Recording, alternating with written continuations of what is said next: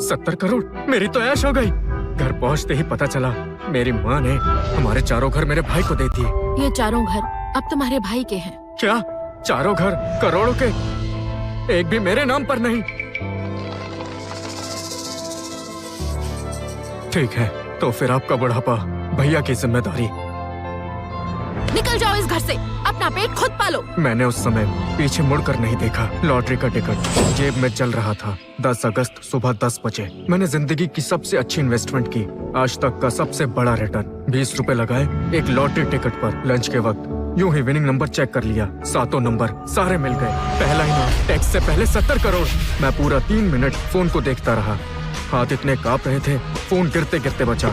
मैं lottery office नहीं गया, पहले घर आया, किसी को बताने नहीं, बल्कि ये देखने के लिए यहाँ पर मेरी कोई जगह बची भी है या नहीं।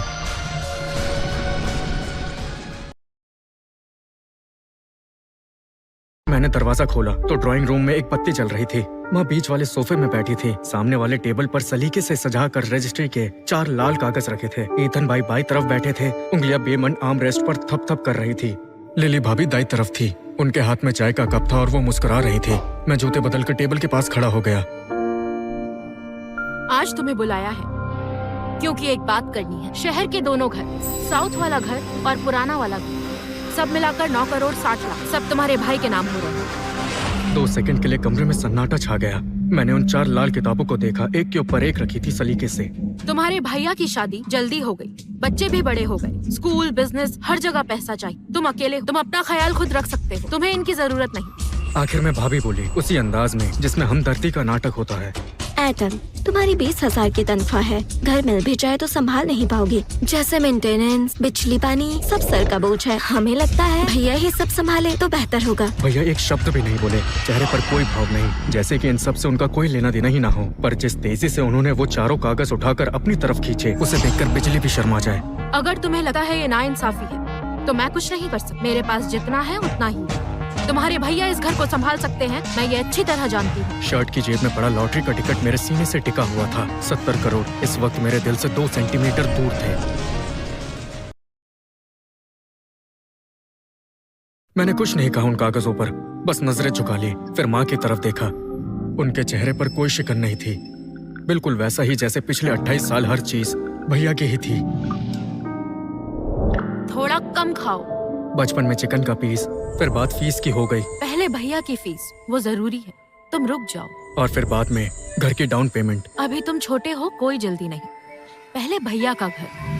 पर अब बात 4 घरों की है। मैं हमेशा वही रहा जिसे रोकने को कहा गया, और आज कुछ भी अलग नहीं है। मेरी जेब में 70 करोड़ पड़े हैं, पर उन्हें निकालने का मन नहीं हो रहा। इसलिए नहीं कि मैं कंजूस हूँ, बस यही देखना है कि अगर मेरे पास कुछ ना हो तो ये घर मेरे साथ कैसा सलूक करेगा। जवाब सामने टेबल पर ही रखा है, 4 रजिस्ट्री के कागज, एक भी मेरे नाम का नहीं। ठीक है।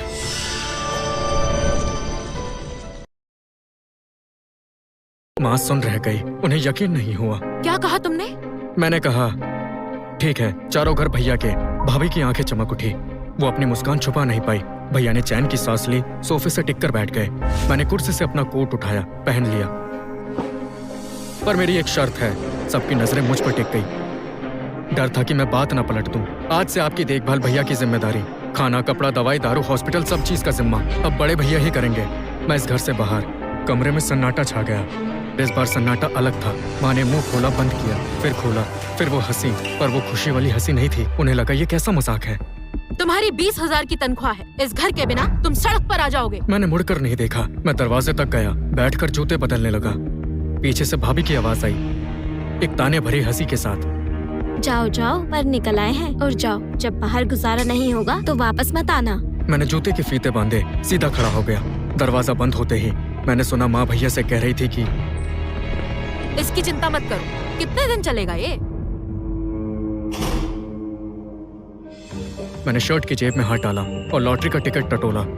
किनारे थोड़े मुड़े हुए थे, मेरे जिस्म की गर्मी से गर्म था। 70 करोड़।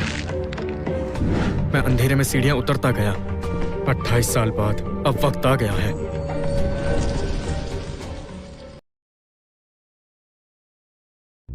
अगली सुबह मैंने आधे दिन की छुट्टी ली। इनाम लेने लॉटरी ऑफिस चला गया। प्रोसेस मेरी सोच से ज्यादा कॉम्प्लिकेटेड था, लेकिन मेरी उम्मीद से आसान भी।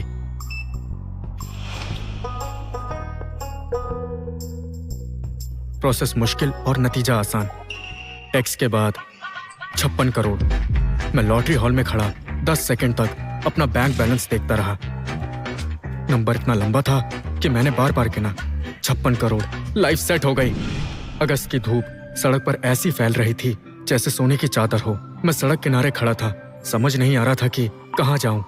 पहले मेरे रोजाना रास्ते तय थे, काम से किराए के कमरे तक, कभी कभार घर का चक्कर और माँ की चिक चिक सुनना। अपने भैया को देखो, थोड़ा उसके जैसे नहीं बन सकते क्या?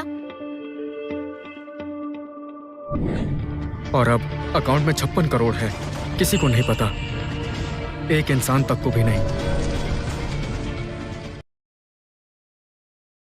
मैंने एक घर खरीदा शहर के बीचों बीच। महंगा नहीं, मैंने वेस्ट साइड की नई कॉलोनी में जगह चुनी। 3 बेडरूम 2 हॉल, बैल्कनी साउथ की तरफ, 128 स्क्वायर मीटर। पूरी कीमत 3 करोड़ 80 लाख। पूरा पैसा एक साथ। कॉन्ट्रैक्ट पर दस्तखत करते टाइम सेल्स वाली मैडम के हाथ कांप रहे थे। इसीलिए नहीं कि 3 करोड़ 80 लाख बड़ी रकम थी, बल्कि मेरे कपड़ों की वजह से। मैं पूरा पैसा देने वाला कस्टमर नहीं लग रहा था। घिसी हुई टी शर्ट पहनी, पैंट पर कीचड़ के छींटे। उसने शायद सोचा मैं अपने बॉस का काम करने आया हूँ। जब तक मैंने कार्ड स्वैप नहीं किया, उसने मशीन से निकली पर्ची पर नजर डाली। एक पल को उसका चेहरा ही जम गया, पर उसने कुछ नहीं पूछा। जमीन से छत तक की खिड़कियों से धूप अंदर आ रही थी। पूरा फर्श रोशनी से भरा हुआ था। कोई सामान नहीं, साफ, खुला खुला। इतना सन्नाटा कि अपनी सांस भी सुनाई दे। दोपहर को आकर अपना सामान हटा लेना। तुम्हारा भैया उस कमरे में स्टडी बनाना चाहता है। उनका लहजा बिल्कुल कल जैसा ही था, जैसे चारों घर भैया को देने वाली बात हुई ही नहीं थी। या यूं कहूँ कि उनकी दुनिया में ये सोचने लायक बात थी ही नहीं। घर बड़े बेटे को ही मिलता है। ठीक है, मैं आ जाऊंगा। आँख और दिल से दूर नहीं, उन्होंने कभी अपना मुझे माना ही नहीं।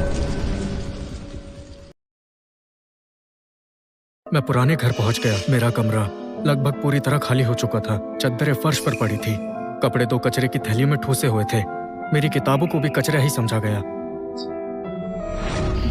एडम, वो कील भी निकाल दो, किसी को लग गई तो।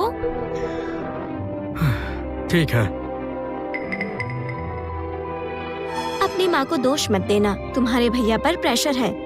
पूरा घर उसी के भरोसे है। तुम सिंगल हो, बेफिक्र हो, तुम्हारी जिंदगी आसान है। 2-4 दिन में मैं तुम्हारे लिए रिश्ता देखूंगी। जैसे तुम्हारी हालत है, ज्यादा नखरे मत करना। मैं अपना सामान लेकर बाहर आया। भैया बड़े कमरे से बाहर निकले। एडम, बाहर ढंग से रहना, कुछ चाहिए तो फोन कर लेना। उन्होंने मेरे कंधे पर ठीक वैसे ही हाथ रखा, बिल्कुल वैसे ही जैसे हर बार मेरी चीज लेने पर कहते थे, बाद में नहीं दिला दूंगा। बिल्कुल वही स्पर्श, पर उन्होंने कभी नहीं दिलाई। 56 करोड़, घर के 3 करोड़ 18 लाख निकाल दो तो बचे 52 करोड़ 22 लाख। मैंने फोन की स्क्रीन बंद की, गाड़ी की खिड़की से टिक गया। बाहर इमारतें, पेड़, स्ट्रीट लाइट, होर्डिंग्स, सब पीछे जा रहा था।